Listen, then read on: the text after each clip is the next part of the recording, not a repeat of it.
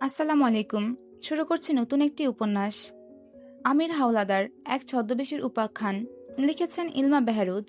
পর্ব সংখ্যা ২। ঘণ্টা কয়েক আগে ওয়েটিং রুমে মজিদ হাওলাদার বসেছিলেন সোফার একদম কিনারায়। চোখ দুটো তীক্ষ্ণ। বহু বছরের রাজনীতি আর অন্ধকারের ব্যবসা মানুষকে যে ধরনের চোখ দেয়, ঠিক সেরকম দুটি চোখ। আমির ঢুকতেই তিনি উঠে দাঁড়ালেন। দুজন মুখোমুখি বসল।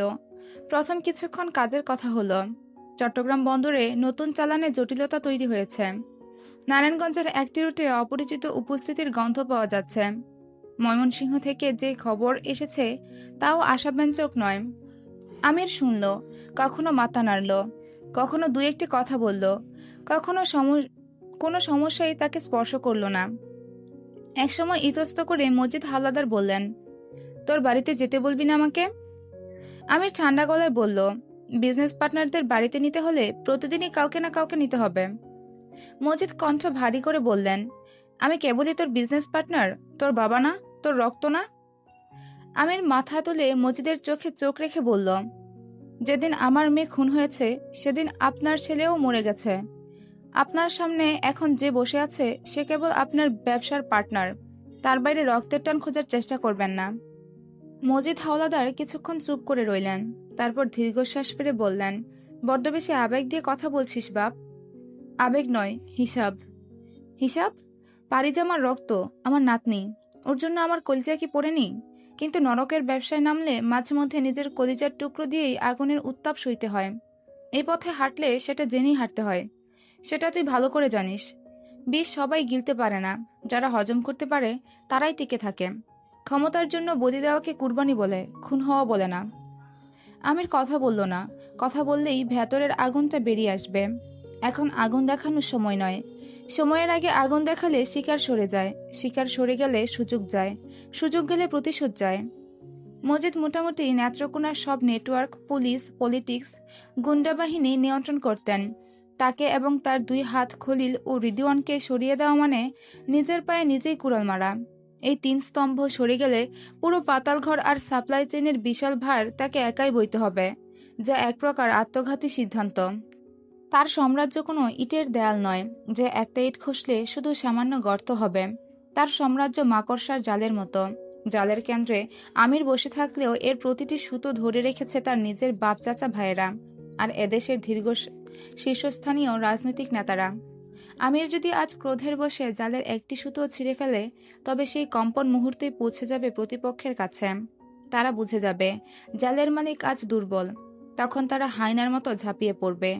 আমির চায় না এই ক্ষমতার লড়াইয়ে শিকারী নিজেই শিকারে পরিণত হোক।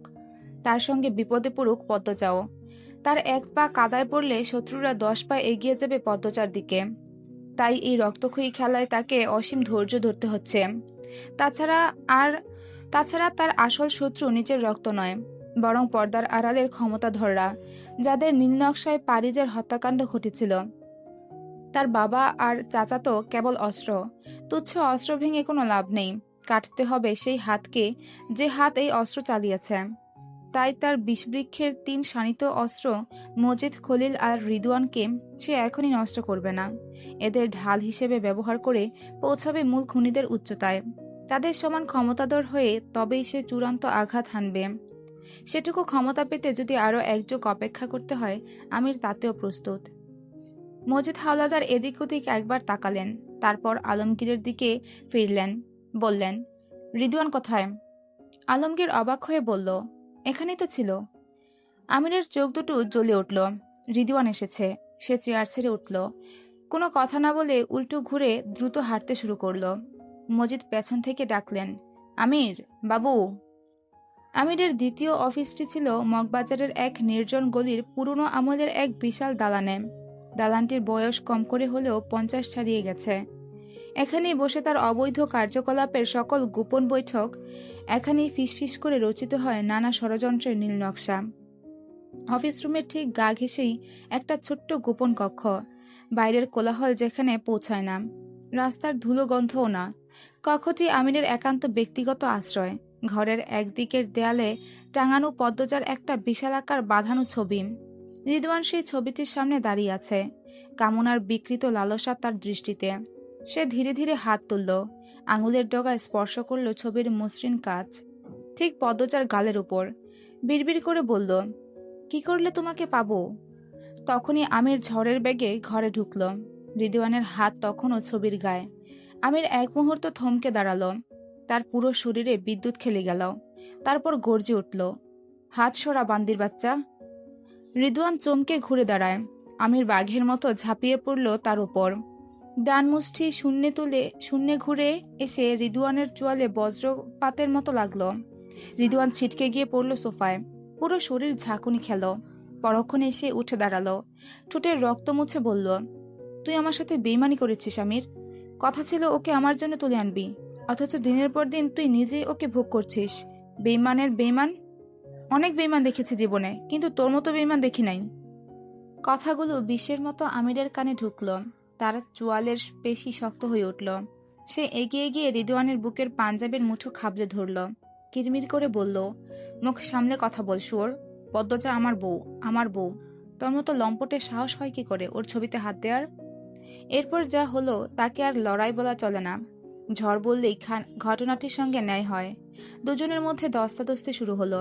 টেবিলের ওপর রাখা ল্যাম্পটা হুড়মুড়িয়ে মেঝেতে পড়ল। কাঁচ ভেঙে চারিদিকে ছড়িয়ে গেল। ফাইলের স্তূপ আছড়ে পড়ল। কাগজ উঠতে লাগলো। আমির রিদওয়ানের কলার চেপে ধরে পুরো শরীরটা তুলে দেয়ালে আছড়ে ফেলল। রিদওয়ান ব্যথায় মুখ বিকৃত করেও উঠে দাঁড়ালো। শ্বাস ভাঙা গলায় বলল, ঝামেলা করিস না। 4 বছর তো ভোগ করেছিস, এবার অন্তত আমাকে দিয়ে দে। ভাগাভাগি কর, আমরাই তো। শব্দগুলো শেষ হওয়ার আগেই আমির এলোপাথারি কিলঘুষি চালাতে শুরু করল। বিশ্রী গালিগালাজ ছুটছিল তার মুখ থেকে। সেই সঙ্গে উত্তাল কণ্ঠে বলতে লাগলো, ওকে ছুতে চাও তো দূরের কথা, ওর ছায়ার দিকে তাকালেও আমি তোর চোখ উপড়ে নেব। রিদওয়ান ফাটা উঠে হাসল, বলল, চোখ নিবি নে। পদ্মজা তোর বউ, মনে মনে আমারও বউ। এটা কেউ কেড়ে নিতে পারবে না। আমার মনকে তো আর ছুতে পারবি না। আমিরের রাগ এবার ভাষার সীমা ছাড়িয়ে গেল। সে রিদওয়ানের গলায় 2 হাত চেপে ধরল, বলল, তাহলে তোর মনকে নিয়ে তুই কবরে যা। ঘরে মজিদ আর আলমগীর ঢুকলো হুড়মুড়িয়ে। মজিদ দৌড়ে এসে আমিরের হাতে ধরে বলল, আমির ছাড় ওকে, ছাড় বলছি। আলমগীর অন্যদিক থেকে ধরার চেষ্টা করতে করতে বলল, পাগল হলি নাকি? মরে যাবে তো, ছাড়। আমির দুজনকে এত সজোরে ঠেলে সরিয়ে দিল যে মজিদ হোঁচট খেয়ে পিছিয়ে গেলেন। আলমগীর দেয়ালে ধাক্কা খেল। আমির গর্জে উঠল, কেউ মাঝখানে আসবে না। আজ ওর রক্ত দিয়ে আমি এই ঘরের মেঝে ধুবো। ওর জিহ্বা টেনে ছিঁড়ে ফেলবো। রিদওয়ান টের পেল সে আর পারছে না, দম বন্ধ হয়ে আসছে। মরিয়া হয়ে এসে পকেটে হাত ঢুকালো। বের হলো একটা ছোট্ট ফোল্ডিং ছুরি। নিজের সবটুকু শক্তি একত্রিত করে আমিরের ওপর ঝাঁপিয়ে পড়ল। ধারালো ফলাটা আমিরের পিঠে পোঁছ দিল। রক্ত চুইয়ে ভিজিয়ে দিল কাপড়। আমির আরো ভয়ঙ্কর হয়ে উঠল। রিদওয়ানের চুলের মুঠি খাবলে ধরে সমস্ত শক্তি দিয়ে মেঝেতে আছাড় দিল। তারপর একের পর এক কিলঘুষি আসতে লাগলো, মুখে পাঁজরে মুখে। রিদওয়ানের শরীর ক্রমশ নিস্তেজ হয়ে আসতে লাগলো। আমির তার বুকের উপর হাঁটু গেড়ে বসে বলল, অনেক শখ না তোর? পদ্মজাকে মনে মনে বউ ভাবিস? আমার বউকে? বান্দির বাচ্চা, বল, চিৎকার করে বল, পদ্মজা তোর মা লাগে। রিদওয়ান রক্তমাখা মুখ নিয়ে গড়গড়ে কণ্ঠে বলল, কখনো বলবো না। আমির আরো জোরে চেপে ধরল, বলল, বলবি না? তোর জিভ আমি আজ ছিঁড়ে ফেলবো।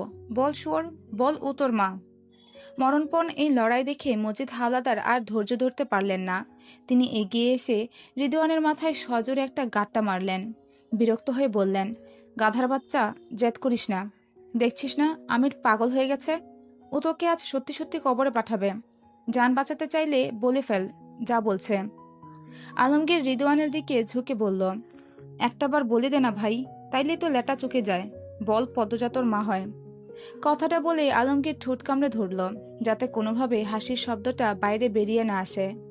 আমিরের মতো মানুষ সেরফ একটা সম্বোধন স্বীকার করানোর জন্য এমন পাগলামি করতে পারে, সেটা না দেখলে বিশ্বাস করা কঠিন। আর রিদওয়ানটাও যে কি, জেনে শুনে মৌমাছির চাকে ঢিল ছুড়বে, তারপর কাঁদবে কেন কামড়ালো। রিদওয়ান দেখলো চারপাশ ঝাপসা হয়ে আসছে। বুকের ভেতরটা টনটন করছে। বাঁচার আর পথ নেই। সে দাঁতে দাঁত চেপে চোখে বিষের আগুন নিয়ে কোনো রকমে উচ্চারণ করল, পদ্মজা, পদ্মজা আমার মা, তোর বউ আমার মা। ঘরে এক মুহূর্তে নিস্তব্ধতা নামল। পরপরই আমিরের ঠোঁটের কোণে ফুটে উঠল হাসি। সে রিদওয়ানের উপর থেকে উঠে দাঁড়ালো, শার্টের হাতা ঠিক করলো যেন কিছুই হয়নি। তারপর উঁচু গলায় বলল, যেহেতু পদ্মজা তোর মা, সেহেতু সম্পর্কে আমি আজ থেকে তোর বাপ। আলমগীর কপাল চাপড়ে ডাক্তার আনতে গেল। ডাক্তার এলেন কিছুক্ষণের মধ্যে। আমিরের পিঠের ক্ষততে হাত দিতে গেলে আমির ঝাঁকুনি দিয়ে সরে গেল। রিদওয়ানকে শুইয়ে দেওয়া হলো লম্বা সোফায়। সে তখন আধা অচেতন, চোখের পাতা ভারী, ঠোঁটের কোণে রক্ত জমাট বেঁধে কালচে হয়েছে, ডান গাল ফুলে কদম ফুলের মতো হয়েছে, আর ভ্রুর কাছ থেকে তখনও সরু ধারায় রক্ত গড়াচ্ছে। ডাক্তার ব্যাগ খুলে বসলেন, তুলা আর স্যালাইন বের করলেন। প্রথমে ক্ষতস্থানগুলো আলতো হাতে পরিষ্কার করলেন, তারপর বায়োডিন লাগালেন কাটা জায়গায়। রিদওয়ান যন্ত্রণায় কেঁপে উঠল। ডাক্তার ভ্রুর কাটাটা কাছ থেকে দেখলেন। আলমগীরকে বললেন, আলোটা একটু এগিয়ে ধরুন। আলো এসে তিনি শান্ত গলায় বললেন, 2টা সেলাই দিতে হবে। অ্যানেস্থেটিক ইনজেকশন দেওয়ার কিছুক্ষণ পরেই ডাক্তার দ্রুত দক্ষ হাতে 2টো সেলাই দিলেন, সুতো বেঁধে কাটলেন। এরপর 2 হাতে হালকা চাপ দিয়ে পাঁজর পরীক্ষা করলেন। রিদওয়ান কাতরালো, ভাঙেনি, তবে 1-2টো হাড় মারাত্মক চোট পেয়েছে। বললেন, এক্স রে করলে নিশ্চিত হওয়া যেত, তবে আপাতত ভাঙার লক্ষণ নেই, বিশ্রামে রাখুন। ব্যথানাশক ইনজেকশন দেওয়ার কিছুক্ষণের মধ্যেই রেদওয়ানের পেশিগুলো ধীরে ধীরে শিথিল হতে শুরু করলো। অ্যান্টিবায়োটিকের প্রেসক্রিপশন লিখে দিয়ে বললেন, 5 দিন নিয়মিত খাওয়াবেন, একটাও বাদ দিবেন না। কাটা জায়গায় গজ রেখে ব্যান্ডেজ বাঁধলেন, কাটা ঠোঁটে অ্যান্টিবায়োটিক মলম লাগালেন। উঠে যাওয়ার আগে আমিরের দিকে ঘুরে বললেন, পিঠের ক্ষতটা ঠিকমতো পরিষ্কার না করলে ইনফেকশন হবে। আমির শুনলই না, চেয়ারে হেলান দিয়ে চোখ বুজে বসে রইল। জানালার ওপাশে রাতের গাঢ় অন্ধকার, ঘরের ভেতর থমথমে নীরবতা। মেঝেতে তখনও রিদওয়ানের চাপ চাপ রক্তের ছিটে। আমির তার ক্ষতবিক্ষত পিঠ নিয়ে কোনো মতে একটা শার্ট গলিয়ে গোল টেবিলে মিটিংয়ে বসেছে। ব্যথায় চোয়াল শক্ত হয়ে আছে তার, অথচ চোখের মনি পাথরের মতো স্থির। গম্ভীর গলায় বলল, চট্টগ্রামের চালানটা আমি নিজেই সামলাবো। কাল রাতেই বের হচ্ছি। অলন্দপুর থেকে সরাসরি সাগরের বুক পর্যন্ত ছক কাটা হয়ে গেছে। আলমগীর ভ্রুকুচকে বলল, এত মানুষ থাকতে তুই কেন যাবি? 4-5 দিনের মামলা। রিদওয়ানের যাওয়ার কথা ছিল, ও যখন অকেজো হয়ে পড়েছে তখন আমিই যাই, না হয় কবির বা সুলতান যাক। না, আমিই যাব, ওখানে আরও একটা হিসেব চুকানোর আছে। আলমগীর আর কথা বাড়ালো না, নিশ্চয়ই ওর যাওয়ার পেছনে বড় কোনো শিকার লুকিয়ে আছে। তাছাড়া নারী পাচারের চালানে আমিরের সতর্কতা সবসময় একটু উগ্র। যতক্ষণ না মেয়েগুলো গন্তব্যে পৌঁছায় তার স্নায়ুগুলো তপ্ত সীসার মতো টানটান হয়ে থাকে। মজিদ নীরবতা ভেঙে বললেন, ঠিক আছে, তাহলে কাল রাতেই আমরা একসাথে গ্রামে রওনা দেব। কি বলিস রিদওয়ান? সোফায় আধশোয়া হয়ে থাকা রিদওয়ান কোনো জবাব দিল না। তার চোখ দেয়ালের দিকে নিবদ্ধ, মুখে একরাশ তিক্ততা। ঘরটা আবার গুমুট হয়ে আসছিল। তখনই অফিসের ভারী পর্দা ঠেলে ভেতরে ঢুকলো এক নারীর ছায়ামূর্তি, আপাতমস্তক কালো বুরকায় ঢাকা। ঠিক মাঝখানে এসে দাঁড়িয়ে এক ঝটকায় বুরকা খুলে সোফায় ছুঁড়ে মারল। পরনে চওড়া লাল পাড়ের শাড়ি, নাম তার আসমানি। আসমানির রূপ ধারালো ছুরির ফলার মতো, চোখের চাহনিতে চরম উদ্ধত্ত। শাড়ির আঁচলটা কাঁধ থেকে কিছুটা আলগা থাকায় তার গায়ের ফর্সা রঙের জৌলুসকে আরও উস্কে দিচ্ছে। ঘরের গুমুট ভাব ছাপিয়ে হঠাৎ করেই মাদকতাময় সুগন্ধ ছড়িয়ে পড়ল। আসমানি সবার মুখের উপর নজর বুলিয়ে বলল, এতগুলো বাঘা বাঘা মরদের মধ্যে আমার দায়িত্বটা কে নেবে শুনি? মজিদ আমিরের দিকে আর চোখে চেয়ে গলাটা একটু ঝেড়ে নিলেন। ঘরের গুমুট ভাবটা কাটাতে চাইলেন কিনা বোঝা গেল না, তবে গলায় মেয়েকে করুণা মিশিয়ে বললেন, আমির, মেয়েটা তোর মাজেদা দাদির নাতনি। রক্ত বলতে দুনিয়ায় আর কেউ নেই। মাসখানেক আগে ওর মাটাও মরে গিয়ে ওরে একেবারে অকুলে ভাসিয়ে দিয়ে গেছে। একা মেয়ে মানুষ, এভাবে পথে পথে তো আর ঘুরতে দেওয়া যায় না। তোর অফিসে কোনো একটা হিল্লি করা যায় না? আমির তার চোখের পলকও তুলল না। টেবিলের উপর রাখা ফাইলের পাতায় তার কলমটা খসখস শব্দে চলছে। সে পাথর কঠিন কণ্ঠে জবাব দিল, আমার অফিসে মেয়ে মানুষের কোনো জায়গা নেই। ওকে সোজা গ্রামে পাঠিয়ে দাও। বাড়িতে ঝিচাকর লাগে, সেখানে কোনো কাজে খাটানো যায় কিনা দেখো। আমিরের অবহেলা আসমানির দর্প আরও বাড়িয়ে দিল। সে দমে যাওয়া তো দূর, বরং এক পা এগিয়ে টেবিলের উপর 2 হাত রেখে খানিকটা ঝুঁকে দাঁড়ালো। তার গায়ের কড়া পারফিউমের ঘ্রাণ আমিরের নাকে গিয়ে ধাক্কা দিল। আসমানি এমনভাবে আমিরকে দেখছে যেন চাহনি দিয়ে তার চামড়া বেত করে ভেতরে ঢুকে পড়বে। ঠোঁটের কোণে ঝুলে থাকা কুটিল সম্মোহনী হাসিটা আরও চওড়াও করে বলল, লোকমুখে তোমার নাম অনেক শুনেছি, সামনাসামনি দেখার খুব শখ ছিল। দেখলাম, দেখার মতোই। বলেই শব্দ করে হাসল। তারপর কণ্ঠস্বরকে একটু খাদে নামিয়ে বলল, এখনই গ্রামে পাঠিয়ে আমায় নির্বাসন দিও না। কয়টা দিন আমার পাশে থাকো, আমায় একটু চেনো, আমার স্বভাব চরিত্র জানো। আসমানিরে কাজে লাগানোর মতো হিম্মত তোমার আছে কিনা সেটা তো আগে বোঝার দরকার। এরপর না হয় খেদিয়ে দিও, চলে যাব না। আমির এবার মুখ তুলল। আসমানির চাহনি দেখে মুহূর্তে বুঝে নিল এই মেয়ে আপাত মস্তক বিষে ভরা এক ফিতনা। আসমানি সুযোগটা হাতছাড়া করল না। নিজের শাড়ির চওড়াও লাল আঁচলটা কাঁধ থেকে ইচ্ছাকৃতভাবে খানিকটা আলগা করে দিল সে।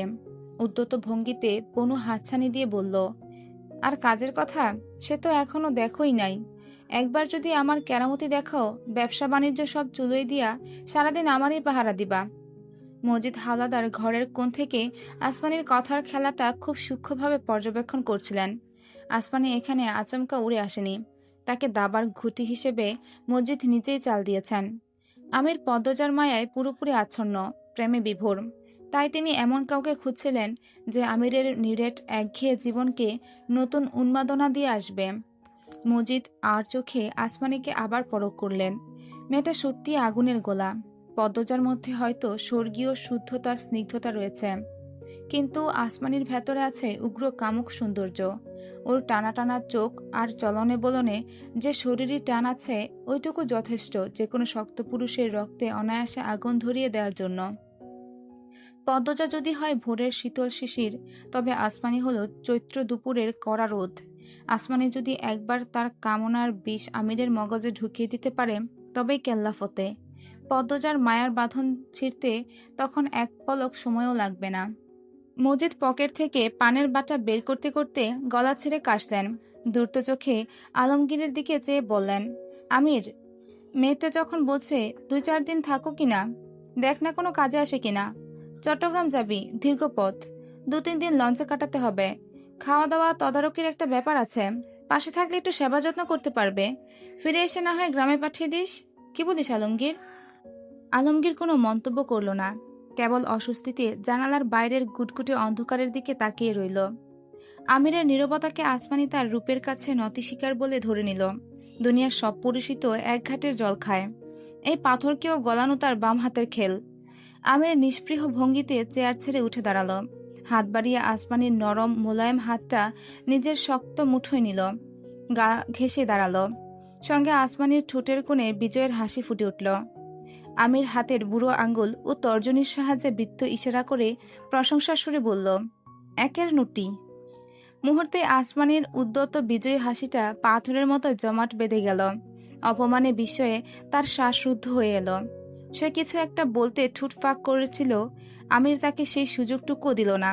তার হিমশীতল দৃষ্টি ততক্ষণে ঘুরে গেছে ঘরের কোণে ব্যান্ডেজ জড়িয়ে মুখ গুমরা করে বসে থাকা রিদওয়ানের দিকে। যন্ত্রণায় রিদওয়ানের শরীর আর মন দুটোই তখন বিষিয়ে আছে। আমির ঠান্ডা গলায় বলল, যাও, তুমি বরং ওর কাছে গিয়ে বসো। তোমার উর্বর জমিতে চাষ করার জন্য ওর মতো আদর্শ কৃষক দ্বিতীয়টা হবে না। কথাটা শেষ করে আমির আসমানিকে সজোরে এক ধাক্কা দিল। আসমানি নিজেকে সামলাতে পারল না। টান খেয়ে সে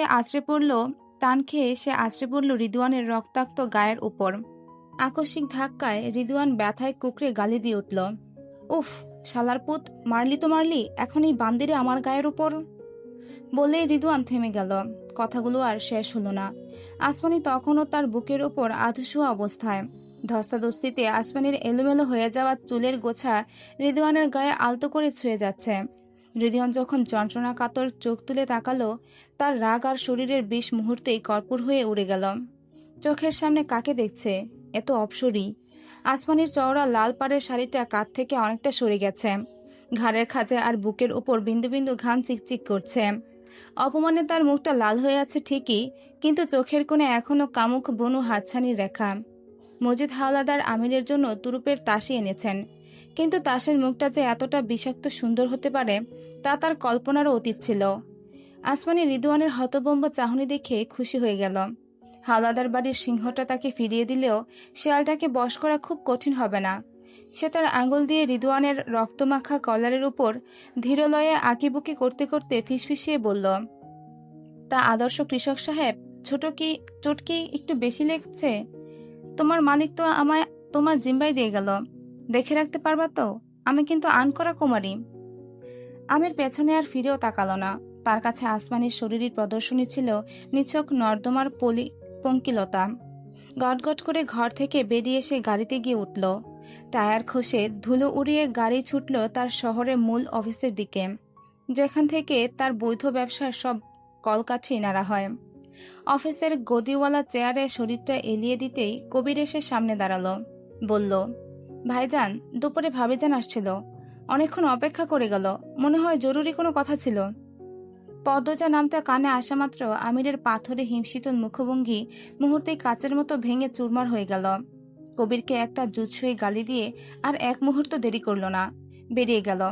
টেবিলের উপরের জরুরি ফাইল, মিটিং সবকিছু পড়ে রইল। পরদিন সরকারি ছুটির দিন। মন্ত্রী সালাউদ্দিন তারিকের ড্রয়িং রুমে পিনপত নীরবতা। দরজার দিকে পিঠ দিয়ে চেয়ারে হেলান দিয়ে বসে আছে আমির। পায়ের উপর পাতলা, হাতে ভাঁজ করা খবরের কাগজ। ছোটর কোণে জ্বলন্ত চুরুট থেকে নীল ধোয়া কুণ্ডুলি পাকিয়ে উঠছে সিলিংয়ের দিকে। হঠাৎ পেছন থেকে একটা কণ্ঠ ভেসে এলো, তোমার সাহস তো কম নয়, মন্ত্রীর বাড়িতে বসে চুরুট ফুঁকছ। আমির চমকালো না, এমনকি কাগজটাও নামালো না সঙ্গে সঙ্গে, বরং একটু থেমে ধীরে ধীরে চুরুটটা অ্যাস্ট্রেতে রেখে উঠে দাঁড়ালো। ঘুরে তাকালো, বিনয়ের সাথে সালাউদ্দিনের সঙ্গে হ্যান্ডশেক করল। সালাউদ্দিন তারিক সামনাসামনি বসলেন। তার বয়স 50-এর কোঠায়, চুলে পাক ধরেছে। বললেন, সরাসরি আলাপে যাই। বলেই থামলেন, কিছু ভাবলেন, তারপর বললেন, আমির, আমরা যখন কাউকে বিশ্বাস করি তখন তার প্রতিদান হিসেবে আনুগত্য আশা করি। তুমি বিরোধী দলের হাতে অস্ত্রের চালান তুলে দিয়ে সেই বিশ্বাসটা ভেঙে দিলে। এটা কি তোমার মতো একজন দূরদর্শী ব্যবসায়ীর জন্য বোকামি হলো না? আমির সোফায় হেলান দিল। তার ভঙ্গিতে কোনো অপরাধ বোধ নেই, কোনো ভয়ও নেই। বলল, প্রশ্নটা ভুল করলেন মন্ত্রী সাহেব। আমি বিশ্বাস ভাঙিনি, আমি শুধু বিনিয়োগের নিরাপত্তা নিশ্চিত করেছি। আপনি টানা 4টা চালানের টাকা আটকে রেখেছেন, কারণ হিসেবে বলেছেন ফান্ড রিলিজ হয়নি। কিন্তু আমি জানি সেই টাকা কোথায় গেছে, কোন খাতে ব্যয় হয়েছে, কার পকেটে পৌঁছেছে। আমার নীতিটা একদম সাদা কাগজের মতো পরিষ্কার, আগে পাওনা, তারপর পণ্য। সালাউদ্দিনের চোখে কিছু একটা খেলা করল। বললেন, তুমি জানো এই মুহূর্তে দেশের ভেতরে যে অস্থিরতা চলছে, সেটা মেটাতে ওই চালানটা আমার জন্য কতটা জরুরি ছিল। তুমি চাইলে কি আর কদিন ধৈর্য রাখতে পারতে না? টাকাটা তো আজ হোক বা কাল তুমি পেতে। আমি ব্যবসায়ী মন্ত্রী সাহেব, সমাজসেবক নই। ধৈর্য দিয়ে আমার ঘরের চিংড়ি বড় হয়, আর সেই ধৈর্যেরও একটা সীমা থাকে। কিন্তু আন্তর্জাতিক বাজারে অস্ত্রের চালান ঘুরে কেবল মুদ্রার বিনিময়ে, প্রতিশ্রুতির বিনিময়ে নয়। তখনই দরজায় একটা সংকোচ জড়ানো কাশির শব্দ হলো। মিরাজ ঢুকলো। মন্ত্রীর পিএস, বয়স 30-এর কোঠায়, মুখে একটা চিরস্থায়ী বিনয়ের আবরণ, কিন্তু চোখে হিসাব আছে। এই মিরাজের সাথে আমিরের সব লেনদেন হয়, সব ডিলের সুতো এই লোকের হাত দিয়েই গেছে। তাকে দেখেই সালাউদ্দিন বললেন, মিরাজ হয়তো তোমাকে ঠিক মতো বোঝাতে পারেনি। সরকারি কিছু ফান্ডের জটিলতার কারণে পেমেন্টটা একটু আটকে আছে। আমরা তো আর রাস্তার খুচরা ব্যবসায়ী নই যে তোমাকে ঠকাবো। তুমি এই চালানটা ক্লিয়ার করো, আমি নিজে কথা দিচ্ছি পেছনের সব পাওনা মিটিয়ে দেওয়া হবে। চলো একটা সমঝোতায় আসি। আমির মিরাজের দিকে একবার তাকালো, তারপর সালাউদ্দিনের দিকে ফিরে বলল, সমঝোতার সময় পার হয়ে গেছে। আমার বকেয়া টাকা দিয়ে আপনার পিএস নতুন গাড়ি কিনে। ফান্ডে ঝামেলা নেই, ঝামেলা আপনাদের নিয়তে। তাই শেষ অস্ত্রের চালানটা আমি ওই পক্ষকেই দিয়েছি যারা নগদে বিশ্বাসী। মিরাজের মুখ মুহূর্তের জন্য শক্ত হয়ে গেল, তারপর আবার সেই বিনয়ের মুখোশে ঢেকে গেল। সালাউদ্দিনের মুখ থেকে নরম ভাবটা সরে গেল, কপালে একটা সরু রেখা ফুটে উঠল। তিনি ধীরে ধীরে বললেন, তুমি এটা ঠিক করনি। তুমি জানো ওই অস্ত্রগুলো আমাদের জন্য কতটা ক্রুশাল ছিল। তুমি আমাদের সাথে বেইমানি করলে। যে একবার বিশ্বাসঘাতকতা করে সে বারবার করে। তোমার উপর আমাদের যে ভরসা ছিল সেটা আজ তুমি নিজ হাতে নষ্ট করলে। আমির একটু সামনে ঝুঁকল, গলা নামিয়ে স্পষ্টভাবে বলল, বিশ্বাসঘাতকতা তখন হয় যখন অপরপক্ষ চুক্তি মানে। আপনারা চুক্তি ভেঙেছেন আগে, আমি শুধু হিসাব বরাবর পদক্ষেপ নিয়েছি। মিরাজ সম্পর্কে সালাউদ্দিন তারিকের শালা, এই পরিচয়টুকুই তার সবচেয়ে বড় সম্পদ, এবং সে জানে সেটা। সেই সম্পর্কের আড়ালে দাঁড়িয়ে সে মাঝে মাঝে এমন কথা বলে যা অন্য কেউ বলার সাহস দেখাতো না। এবারও তার ব্যতিক্রম হলো না। ঠোঁটের কোণে একটা তাচ্ছিল্যের হাসি ঝুলিয়ে সে ফোড়ন কাটল। বিশ্বাসঘাতক একটা, নীতি নেই, সততা নেই। ঘরের বাতাস একটু ভারী হলো। সালাউদ্দিন কিছু বললেন না, শুধু চোখ একটু সরু হয়ে গেল। তিনি উৎসুক হয়ে দেখছেন এরপর কি হয়। আমির ঠান্ডা মাথায় হাসল, বলল, রাতের অন্ধকারে আমার পাঠানো মেয়েদের সামনে যখন ন্যাংটা হন, তখন আপনার ওই আদর্শ আর নীতি কোথায়, কোন নর্দমায় গিয়ে লুকায়? আপনার মতো মানুষের ইজ্জত তো আমার মেয়েদের বিছানায় রোজ নিলাম হয়। মিরাজের মুখ থেকে রক্ত সরে গেল। সালাউদ্দিন গর্জন করে উঠলেন, তোমার স্পর্ধা অনেক বেড়ে গেছে আমির। তুমি ভুলে যাচ্ছ তুমি কার সামনে দাঁড়িয়ে আছো। আমার শালাকে তুমি আমার সামনেই। আমির একটুও টলল না, বরং সালাউদ্দিনের দিকে সরাসরি তাকিয়ে কথা কেড়ে নিয়ে বলল, মন্ত্রী সাহেব, আমি আপনাকে সম্মান করি, কিন্তু মিরাজ আপনার শালা হলেও আমার কাছে সে সির্ফ একটা বাজারের দালাল। কথাটা ঘরের মধ্যে পাথরের মতো পড়ল। মিরাজ এবার রাগে প্রায় জ্বলে উঠল। তার ভেতরে যে অপমান জমছিল, সে ক্রোধ পুঞ্জীভূত হচ্ছিল, সব একসাথে বেরিয়ে এলো। আমি দালাল? তুই কি? একপাল বেশ্যা মেয়েদের দালাল আর অস্ত্র পাচারকারী। নিজেকে কি ভাবিস তুই? কালই আমি তোর ফ্যাক্টরি গুডাউন তছনছ করে দিতে পারি। আমির ঠান্ডা দৃষ্টি নিয়ে তাকিয়ে রইল, বলল, যার পাওয়ারে এই কথা বলছিস তার গোপন নথির কথাই তো অন্য পার্টির কাছে ফাঁস করেছিস। তুই তো সেই অধম যে নিজের দুলাভাইয়ের ক্ষমতার দোহাই দিয়ে ফান্ড থেকে 2 কোটি টাকা সরিয়েছিস। বলবো না কি সব কথা? ঘরে একটা বিদ্যুৎ খেলে গেল। সালাউদ্দিন চমকে উঠলেন। তার চোখ মিরাজের দিকে ঘুরল। মিরাজ হকচকিয়ে গেল, চিৎকার করে বলল, মিথ্যা কথা, আমাদের মাঝে ঝামেলা লাগাতে এসব বলছে দুলাভাই। এই সাপটাকে আর পুষবেন না, এ আপনার পিঠে ছুরি মারবে। আমির তখন উঠে দাঁড়ালো। মিরাজের একদম মুখোমুখি হলো সে। দুজনের মাঝে মাত্র কয়েক ইঞ্চির দূরত্ব। হিসিয়ে বলল, আমি পিঠে ছুরি মারি না মিরাজ, আমি বুক বরাবর বুলেট চালাই। সেকেন্ড খানেক নীরবতা। তারপর মিরাজের ভেতরে কোথাও কিছু একটা ভেঙে গেল। সে চিৎকার করে কোমরের পিস্তল বের করলো এবং সেটা আমিরের কপালে ঠেকিয়ে দিয়ে বলল, মুখ বন্ধ কর কুত্তার বাচ্চা। আমিরও যেন এই মুহূর্তের অপেক্ষা করছিল, আগে অস্ত্রটা মিরাজ বের করুক। বিদ্যুৎ গতিতে তার হাত কোমরে গেল এবং পরের মুহূর্তেই তার রিভলভার মিরাজের কপালে ঠেকে গেল। 2টো অস্ত্র, 2টো কপাল, 2টো মানুষ, মাঝখানে একটা ট্রিগারের দূরত্ব। আমির গলা উঁচিয়ে বলল, ট্রিগার চাপ মিরাজ, সাহস থাকলে চাপ। আমির যখন অস্ত্র হাতে নেয় তখন সে তার প্রতিপক্ষকে মানুষ হিসেবেই গণ্য করে না।